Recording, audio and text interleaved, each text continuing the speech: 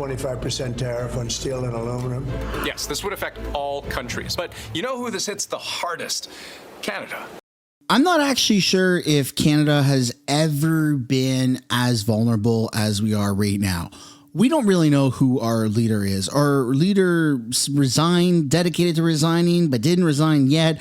Oh no, les papiers, but time is ticking because there's an election that could be happening, or it could be later in this year, or it could be in 2026. Like, it's an absolute mess.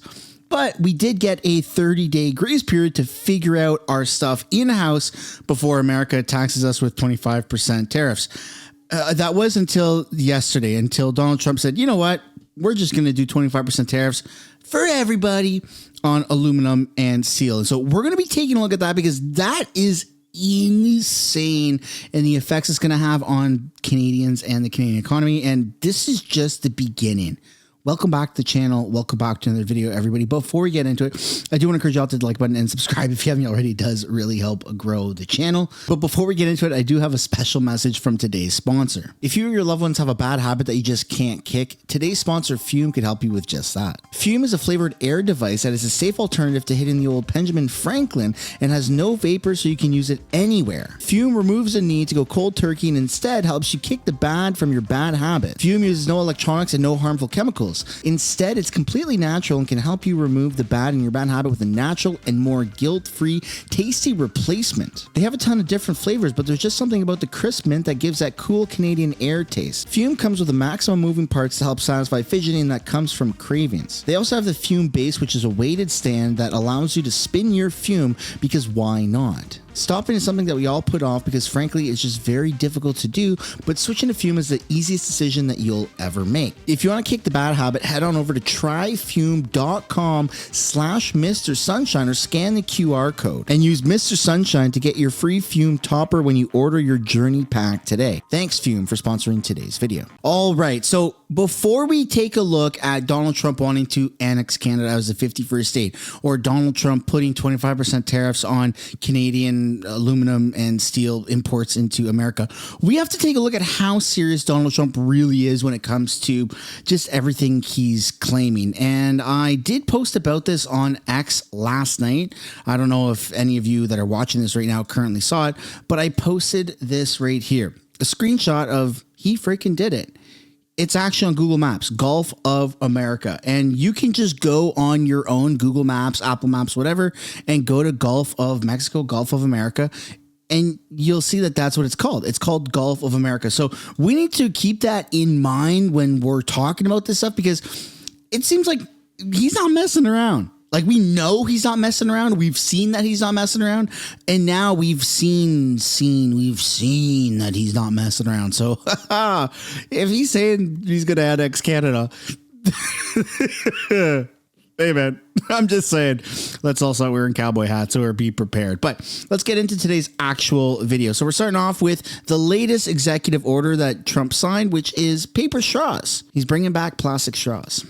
The environmental impact of plastic straws versus paper straws is entirely unclear. This has cost both the government and private industry an absolute ton of money and left consumers all over the country wildly dissatisfied with their straws. So we're asking aspects of the federal government, federal departments and agencies to look at their existing procurement processes, and we're asking your Domestic Policy Council to look holistically at this issue to address it, and it really is something that affects ordinary Americans in their everyday lives. We're going back to plastic straws. These things don't work. I've had them many times, and on occasion they break, they explode. They disintegrate. If something's hot, they don't last very long, like a matter of minutes, sometimes a matter of seconds. It's a ridiculous situation. So we're going back to plastic straws. I think it's... Please, can we get plastic straws back in Canada? It is so annoying. They disintegrate so fast and it's so dumb. It's like the whole wearing a mask thing. Like, it doesn't even really work the way they want it to, right? Because the plastic or the paper straws come wrapped in in plastic. So yeah, that makes total sense, right? Or is it just about optics? But let's get back into Canada and what's going on with Canada, specifically our prime minister. Where is he? What's he doing? How is he responding to these tariffs on aluminum and steel? He's overseas in France partying with his boyfriend, or his best friend, who's a boy, but not a friend, but a boyfriend, but not a boyfriend. Macron. Let's take a look. Now, Justin Trudeau did not initially react to the threat of new tariffs. He's in Paris attending an AI summit. But Canada's ambassador to France, Stéphane Dion, has stern words for the Americans, telling them not to threaten neighbors. It comes after Donald Trump also said that he is serious about annexing Canada. CTV's Rachel Aiello is traveling with the Prime Minister. And Rachel, bring us up to date. Sandy, Prime Minister Justin Trudeau has yet to comment on Trump's latest. His focus so far today, selling Canada to a global audience. We have all the building blocks for the future of the world's economy. Today, Justin Trudeau pitched a crowd of artificial intelligence execs and business leaders on Canada as a place to invest. We have renowned academic institutions, innovative businesses, prolific tech incubators, and the best educated workforce of all OECD countries. Trying to clear new paths for Canadian companies in the face of economic insecurity at home, the federal government is in the middle of a European charm offensive on trade. And now that we see that, unfortunately for now at least, the U.S. administration is not as reliable as we thought, not respecting treaties as we thought, we need Europeans and Canadians to work very closely. Donald Trump. We need Europeans and Canadians to work together. So it seems like Canada might try to do a move where we, against our will, under liberal leadership, try to become a part of, let's say, the European Union, which is something that I don't want and I don't agree with. Look, Canada's been so mismanaged. A long time ago, Japan came to us and said, do you want to do an LNG deal? And Justin Trudeau, not a different liberal, Justin Trudeau said no. And then America just signed this massive deal with them. It's going to make Japan extremely rich. We could have done that. We've had a chance. Unfortunately, it hasn't been your decision or my decision, but Canada has had a chance to be a rich country, to work with America, even under Trump's first term. And we've just dropped the ball. Not you, not me, but Trudeau and the Liberals. And this is why we so desperately need an election. And next, to talk about what it's actually looking like in terms of the Canadian and American economy potentially working together, we have Kevin O'Leary. So let's take a look here. This is right from his X account. This Canadian situation is unique. It's the beginning of a giant negotiation. 70% of aluminum that comes into the U.S. is made in Canada for one singular reason. It's to get all the power. Aluminum requires electricity. We don't have any grid left for electricity. The signal here is let's get an economic union together. Canadians aren't going to sell the country. That's not on the table. But 43% of Canadians want to explore joining the two economies and becoming a behemoth and then take on China. Unfortunately, the one fly in the ointment right now is Trudeau government, and it's collapsed. He's not there anymore, so everybody's scrambling, and we're waiting for the election in the next 90 days for new leadership. In the meantime, it's the premiers of provinces like Doug Ford and Danielle Smith in Alberta, yay, we like Danielle, who are taking all the heat and trying to negotiate this stuff because they're doing the most trading with the United States. So let's take a look at what he actually has to say instead of me reading. The president, Kevin, he's about to sign 25% tariffs on steel and aluminum and reciprocal tariffs. What do you make of all this? Well, those are two different baskets. Obviously, the one that people are talking about quite a bit tonight is India. They've got certain product services in different sectors up to 23%. Now we're going to have reciprocal tariffs in the U.S. against them. Modi will immediately fly to Washington. The negotiations will begin. It's the same everywhere. The Canadian situation is unique. Almost the entire $200 million deficit that the president's talking about comes from one single source. That's energy coming out of Irving refineries on the East Coast down to Boston. And all of that oil, 4.3 1.3 million barrels a day coming in at Alberta into the west. And so that's the most inexpensive oil the U.S. imports. That's why he only put a 10% tariff on it. But it's the beginning of a giant negotiation. Aluminum, 70% of aluminum comes in the U.S. is made in Canada for one singular reason. The Canadians have all the power. Aluminum requires electricity. We don't have any grid left for electricity. So all of this, to me, if you separate the signal from the noise, forget the noise. The signal is, let's get an economic union together. The Canadians aren't going to sell the country. That's not really on the table. What is on the table that now 43% of Canadians want to explore more of? Forget all these tariffs. Let's join the two economies, become a behemoth, common currency perhaps, and then take on China. I mean, that's really what we're talking about here. We're talking about security of the North, not the 49th parallel. Unfortunately, the one fly in the ointment right now is Trudeau government collapsed. He's not there anymore. So everybody's scrambling. We're waiting for the election in 90 days when new leadership will be in place with a 4-year mandate like Trump has to negotiate all this. In the meantime, it's the premiers of provinces like Doug Ford in Ontario and Danielle Smith in Alberta that are taking all the heat and trying to negotiate this stuff because they're doing the most trading with the United States. But you got to let the Canadians have an election. Yeah, I mean, it feels like we are closer and closer to that election actually happening. But again, we don't know what the Liberals are going to do. Now, objectively speaking, the mainstream media even acknowledges this.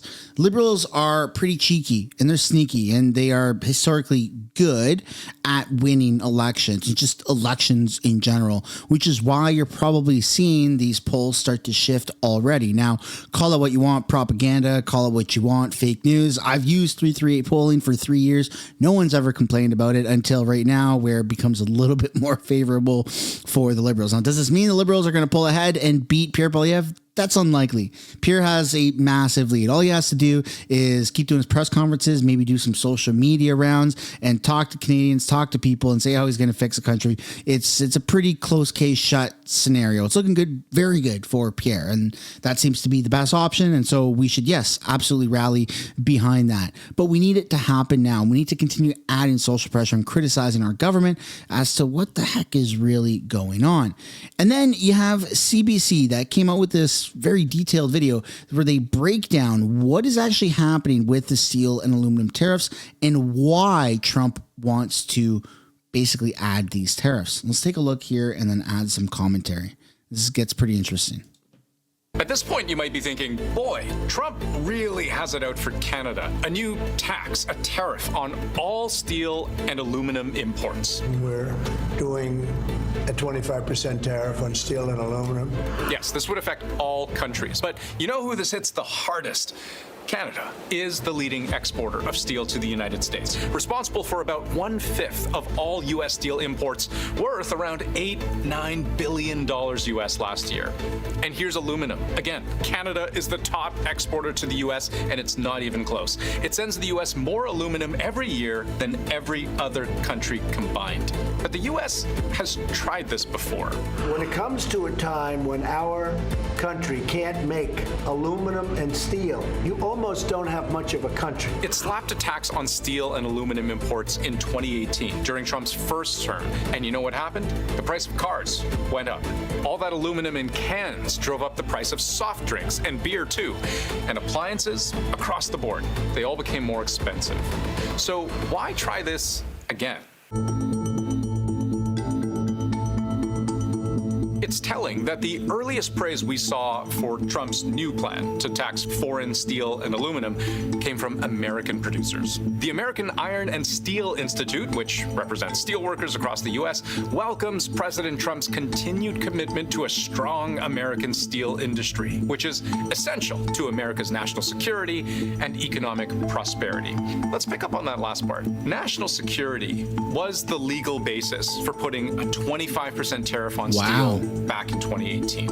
We need great steel makers, great aluminum makers for defense. The idea being, just think of all the things that require steel and aluminum in the first place. Military vehicles, weapons, critical infrastructure, renewable energy. These all rely on steel and or aluminum that the U.S. can't produce enough of domestically, so it counts on the rest of the world selling it what it needs. That's maybe a dangerous spot to be in, but there was also a business case. I don't think it ever had anything to do with making America safer. It had to do, in his mind, with making America's steel industry stronger. And he used those national emergency measures simply as a justification to impose the tariffs. The World Steel Association has a pretty good representation of the top steel producers in the world. And that huge circle in Asia, that's China. No country produces as much steel as China. And China sells steel all over the world at artificially low prices, say critics and Trump himself. Back in 2018, he felt that there was foreign steel and aluminum being dumped into the United States. Dumped means that they're selling it for less in the United States than they're selling it in their home market. China's cheap steel has an impact on the price of all steel globally.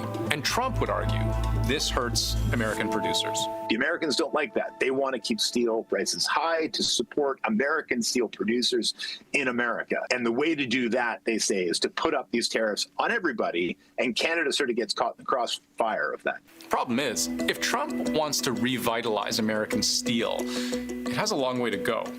This is what the industry looks like, courtesy of the Federal Reserve. The gray shaded columns, those are U.S. recessions. But overall, over the last 50 plus years, U.S. raw steel production has cratered. The industry is no longer the production powerhouse it once was. There are lots of reasons for this. If you look back at what the American economy was doing in the 80s and the 90s and the 70s, they were building a ton of stuff, and they needed a ton of steel to do that. And now, the economy is much more technologically based, and we're not building these giant, enormous, colossal warehouses anymore. China is the biggest producer of steel in the world, but Canadian and U.S. steel companies really have not kept up with the technology and not made the capital investments required. And ultimately, when Trump did impose a 25% tax on steel imports in 2018, the whole exercise just didn't last very long. Look again at all the zigs and zags of U.S. domestic steel production. We can zoom right into March 2018, when Trump's tariffs first went into effect, and we can see a small spike. Steel imports went way down during this period, by the way, and American producers did try to pick up the slack. But before even the end of the calendar year, U.S. production started sinking again. And we started to see headlines like this, as the industry was faced with the problem that made it uncompetitive in the first place. It just costs more to make steel in the U.S. Otherwise, they wouldn't import it for cheaper. Demand and production fell. As the price went up, they just couldn't bear the cost, so they started laying people off. Then they went to the White House and said, we can't continue like this. This is going to cost American jobs. The people that were most severely punished by those tariffs weren't Canadian steel producers. It was American buyers of Canadian steel. Ultimately, Trump removed tariffs on Canadian steel, its #1 importer, by May 2019. The tariffs barely lasted a year.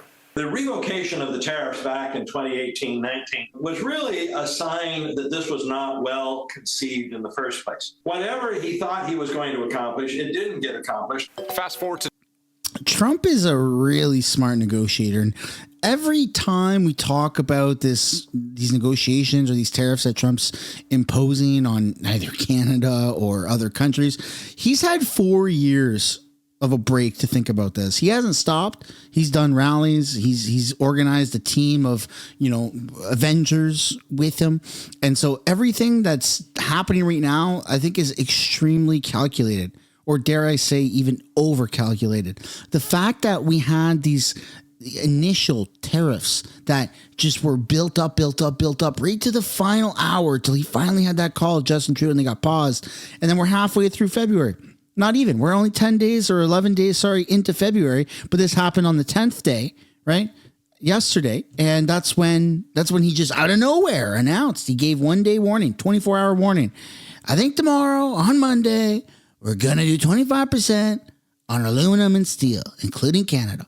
And then since then, it just came out of nowhere. Trudeau hasn't had a chance to respond. The government hasn't had a chance to respond to any capacity. it's really catching not only us, but everyone around the world by surprise on the way he's going about things. But we're living through the Trump era. Whether you like it or not, we're all subject to, witnessing pro-America and America first. And that's going to affect the entire world. Today, U.S. steel production right now is actually lower than it was in 2017 pre-tariffs. Aluminum production, almost 10% less. Meanwhile, when you make things like steel and aluminum more expensive, lots of other things become more expensive too. It's hard to overstate just how wide-reaching the impact is when you increase the cost of a basic building block like steel or aluminum. Consider just the military applications: warships, submarines, tanks, fighter jets, guns, shells, missile casings. Or think about construction: bridges, highways, transmission towers, power lines, railways, pipelines, solar panels, wind turbines. All of these things become more expensive when steel and aluminum become more expensive. To the point where, in some cases, the U.S. Federal Reserve Board found that any benefits of increased import protection are offset by increases in costs. And if you want to see how that math translates to reality, consider how the Peterson Institute for International Economics crunched those numbers. It figured Trump's first round of steel tariffs in 2018 would create 8,700 jobs in steel, raising revenues by $2.4 billion in 2018, but increasing costs for everyone who uses steel by about $5.6 billion. Cost per job, 650 grand. That's where you likely would have felt the pinch, with cars and trucks, construction, and appliances all becoming more expensive. You're driving up the cost of the end product, whether that's cans of beer or appliances or cars or car parts. All of those things get more expensive as a result. And we saw that happen in 2018. We're expecting, if this goes ahead, we'll see it happen this time. It is simple economics. So the big question right now is why? Why impose roughly the same tariffs on steel and aluminum Trump already tried to impose 7 years ago, knowing now how that story ended? Is this about applying maximum pressure on Canada? The steel industry in Canada employs close to 25,000 people. I think it would have a devastating impact on the Canadian steel industry. Tariffs at 25% going into one of our main markets will be devastating, and we really can't let this happen. Or is this about revitalizing American industry? Industrial policy plays large with a lot of America's competitors. So unless you have a long-term vision and money behind it, it's going to be difficult. I think it's a bit of both. I think it's about putting a squeeze, not only pressure on Canada, but putting a squeeze on Canada and Canadians, because he keeps talking about annexing Canada, 51st state. And if he can just ruin our economy and ruin jobs to the point where we're begging him to give us a hand and to give us, a lifeline. I mean, maybe that's where he wants Canada and our Canadian economy, right? That's a pretty scary thought. Difficult to turn it around. Tariffs and trade protection are very inefficient. They create supply chain disruptions and constrain the flow of goods and services through the supply chain. Or is this about correcting a global market? China makes more steel than basically everybody else combined. They sell that steel at very cheap rates around the world. That drives down the price of steel for everybody else. Whatever the answer, this is one of Trump's plans, which we've actually seen before. It's already been tried.